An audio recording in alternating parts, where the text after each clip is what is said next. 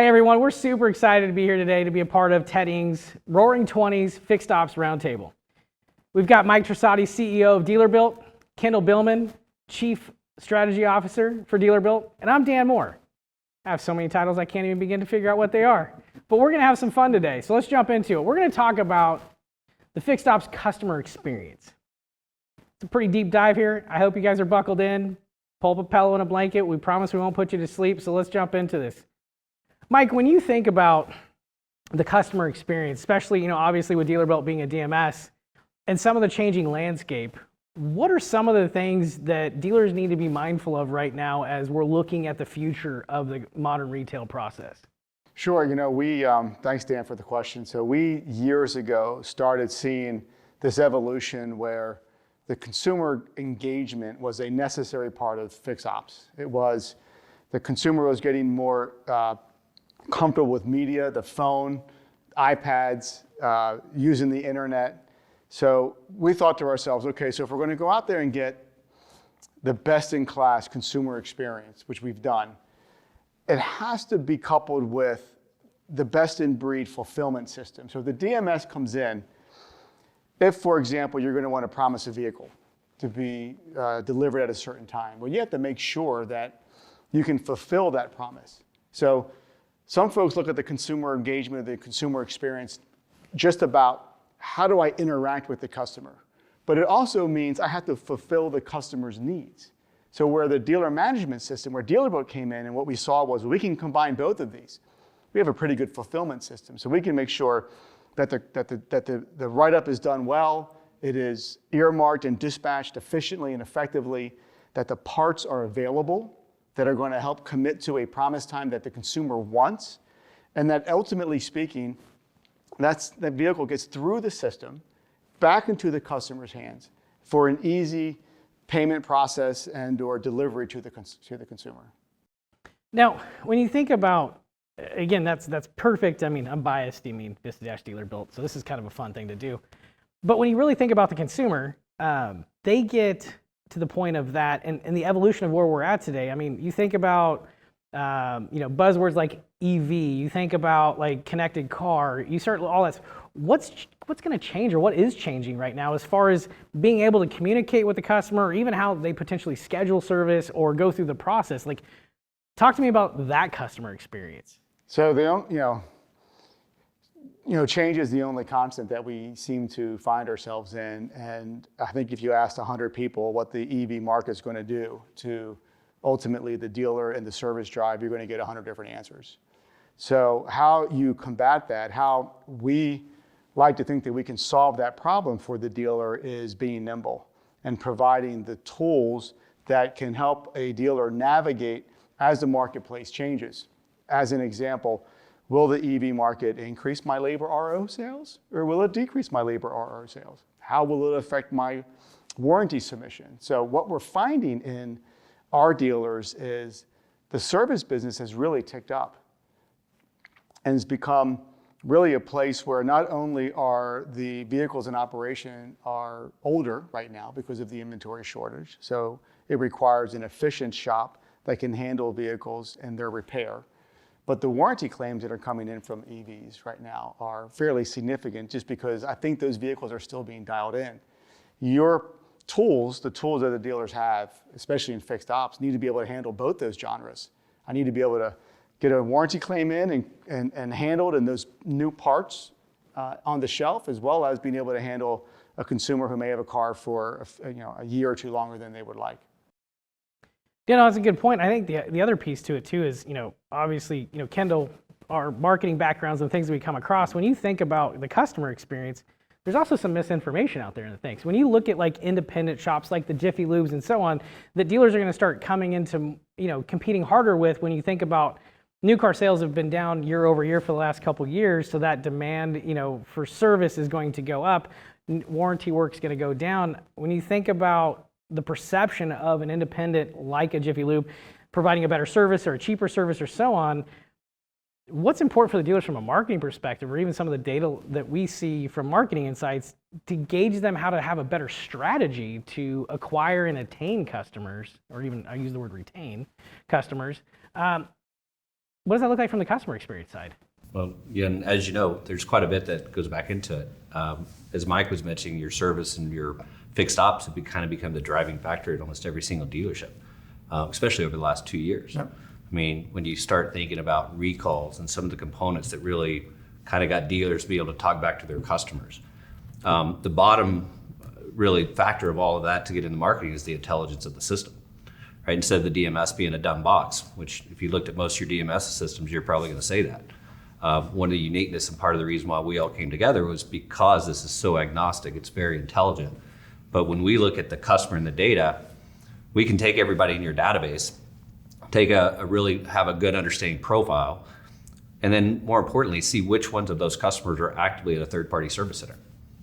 If they are over that third-party service, what's their cadence? How often are they going? Information out there will even show you what their credit card spend is. So again, you can start to bucket and take your entire list. How many people are servicing with me? How many people are servicing somewhere else? How many are servicing at a competitive dealership? And then you can start to come back to how do I win those back to my dealership? Yeah, no, that's a good point, and kind of, segue on that one too. I think from the insight side of it, from the marketing, the data insights, I think we get hung up on the buzzword of attribution, especially if you think about service. It's great, like fine, the customer came in, they did a job, but where did you cause the friction in the process to send them somewhere else, or what information did you not provide them? Back to what I was kind of saying about the Jiffy Lubes is if the perception is that they're cheaper or better or whatever the case may be, and I mean, if you've been there, it's kind of the opposite when you think about the value prop of going into a manufacturer side of service, the value of quality of the product to the quality of the service. We need to do a better job at articulating that. It's funny, one of our clients, Gino at Cavalli Automotive, I mean, he did a really good study from marketing message to looking at how it correlated all the way down and then tracking it back and really understanding his customer experience. And the revenue gain that he got from being able to really take those segments and look at where is my customer going, what are they doing? I mean, it generated a significant amount of ROI from it. So I think that when we talk about the customer experience, I think we sometimes use that a little bit lightly or even as a buzzword when the mechanics of it, even to the emphasis of your title strategy, is wouldn't you agree that dealers need to be focused in on having a strategy more than just kind of like, hey, I'm just going to throw it out there and hope my vendors get it right, but really kind of working in a partnership and having a strategy and a plan to go out there and execute against this? Yeah, just the strategy of the consumers coming to your service department and being able to potentially repurchase that vehicle, get them into a new one, even put them into an option to pre-order. So many customers we're seeing, just letting them know that they could actually order a custom vehicle. I know it sounds kind of crazy on our side of the dealership, but that's the first time they've heard this. And now they have an option to do exactly what they want. You have a great option to pick up the vehicles you need. You can open up your spread that you're going to make on both sides.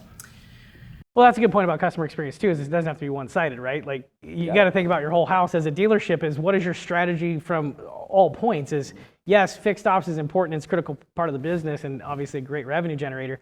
But what other tie-ins can we work within the other businesses inside the dealership, right? I think that's an important piece that we sometimes forget because I think from the marketing side is we go in and talk about marketing and it's like, well, we just talk about vehicles, selling vehicles. We forget it's boxed over here and we're just talking about service. We're not talking about the whole ecosystem of how do we look at the customer and realize that the customer has a journey. And I think that's the critical point to where the customer experience comes in is, are you really looking at all the touch points and solving for that versus just, I'm doing everything in a silo? Yeah. I mean, you look at the mobile service. Yeah. I mean, we were just chatting about that. You can do an automatic check-in at the dealer's or the consumer's house. Here's the entire vehicle. Everything pulls up. If you have a good strategy, this is a great vehicle. Here's the customer. You have a story for that vehicle. And if you have a story, it's easy to resell it. You're making this customer's experience seamless. And just, again, you win that customer for a lifetime. You're improving the process. And they'll buy more vehicles from you. And you're probably sharing a little bit of the, our recent partnership and acquisition of VistaDash. So how we see the future of metrics and analytics in marketing to go beyond just, am I putting the right inventory on my website? How am I handling colors and trim levels and et cetera, et cetera. But we can really start getting into some interesting metrics. Be curious to get your take on this. I know we're early in this, but. Yeah. No, I mean, not to be cliche with the word business intelligence, but yes, being able to provide dealers with real intelligence. Again, at the end of the day, you want to sell and service cars. Your idea isn't being a data scientist or having to live inside reports all day long. It's just tell me what I need to do to move my business forward. And I think that's the unique value prop of our partnership and some of the things that you've alluded to in the sense of, the consumers kind of changed, if we're really being honest. It's not about just coming into my dealership. We can touch them while they're in the car. We can touch them while they're in their living room. So the experience has manifested well past just the brick and mortar. And I think it's important that we have those conversations as we lay out our strategy is where am I touching the customer, right? Whether I'm retaining or trying to acquire, where am I touching them? What am I trying to offer them? Whether it's being, to your point, selling something, acquiring their vehicle, servicing their vehicle. So I think, again, the evolution of the DMS, I think the components of the data that we can gain, and we can pass that along to the marketing provider. We can pass that along to the email company that's trying to do that email blast, the mail company, because again, you still have to do mixed marketing because multiple different channels work. But when you understand what you're trying to go after, I think that's the value prop of bringing it all together from a business intelligence standpoint. In closing, Mike, real quick, what is the key, let's call it 2 or 3 things that a dealer needs to be mindful of as we head into that next evolution of change with everything that's going on? What are the 3 things that they need to ask questions about or be curious about or even poke into some of their partner relationships that's going to help them, really hone in on the customer experience? Sure. There's a lot of challenges facing the dealers today. A lot of, I would call third-party factors, from regulatory issues to the OEM playing a little bit of a say in how they would like their consumers to be engaged, to economics. I mean, there's all kinds of elements. So the first thing that we look for when we talk to our dealers is, number one, are we giving you the right tools and choices to be able to make decisions and invite innovation into your fixed ops department? So that's number one. Is if I don't have the right tools, can I attain those tools, and will they be friendly to my mainstay or my mission critical provider? So that's number one.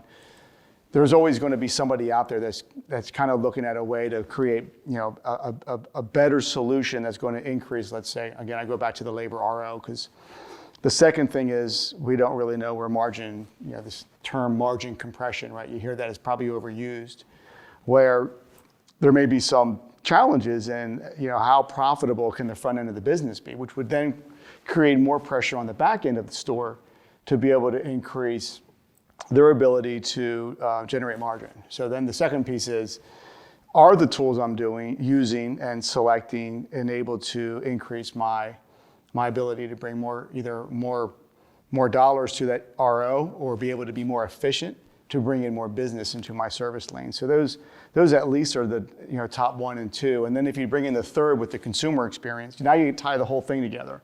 So now I have an engaging mechanism that I can go out there and talk to a customer, but more importantly, they can conduct business in the media of choice that they would like. They can check in as they're driving into the store safely, checking in on their phones. They feel comfortable that the car is going to be fixed on time and in a professional manner. They know they're going to be able to efficiently pay. Dealer does that all really well, but we start adding the analytics and the marketing components. But what else can we be doing? So let's say they find through our data points an area that they could really hone in on. How do I get that back to the customer through a campaign? How is that customer going to want to receive what the dealer is doing that could bring in additional revenue? So then the consumer engagement becomes both a mechanism to conduct the transaction where the consumer would like, but also be able to feed the consumer information so they can make the choices about coming back to your store for more business. No, that's a great point, because essentially what you're kind of summing up is just being intentional with how you're behaving as a business. So Kendall, as we wrap this up, same kind of question. What are the key 1 to 3 things that the dealers out there need to be really honed in on as we kind of progress forward through the remainder of the year and obviously the new year? Well, I've cut about 3, probably maybe about 38 more minutes, if you don't mind. Yeah, go right ahead, buddy. No, I mean, Mike kind of hit on it. A seamless system, right? Your DMS, your other products you're using, make sure they talk. The more seamless you can make it for the customer, the better the whole platform will be. So the customer walks in, the second main thing, if you don't have intelligence added to your data yet, to your customers, right, and telling you a little bit more information, you're not going to win, right? And that information's sitting there, and so that DMS really needs to be that smart system and highly intelligent, telling you so when they come in, you have a good story, you know what's going on, you're knowing what you want to say, you know which ones you can actually trade up, trade down, or just help the customer. And having that kind of information and be able to understand that all together will just improve that process for this entire department. That's a great point. Just start bringing in additional revenue streams, different touch points. Yep. So in closing, I'll end with my point and wrap this up is, it's really one thing. Are you looking at what's causing friction in the customer experience? You're spending the money. Yes, you have a brick and mortar store, but you also have a virtual store. So the question is, are you looking at what the consumer is doing, how they're behaving, and where they're getting frustrated in the process? Just because you like something doesn't mean they do. And at the end of the day, the consumer is the most important thing to you because that's what you're spending your money to attract and retain is the consumer. So you need to be hyper-focused on measuring and understanding those points of when the customer comes to your website, when the customer comes to your store. Are you providing the best experience, and are you removing the roadblocks that are hindering them to get to the end goal of what you want, whether that's being servicing a car or selling a car? That's the biggest thing that I see from my perspective, especially looking at so much of the marketing insights and data, is we kind of sometimes miss those key components. But really at the end of the day, people and process still weigh heavy. So in order to have the best customer experience, don't forget that your people come first because that's what's going to drive the best customer experience when that customer interacts with your team. What you do there, that's what really matters and sets you apart from everybody else. So with that, thank you guys so much for allowing us the opportunity to chat with you all today. I hope you got something out of this. Feel free to reach out to us anytime. We're happy to help.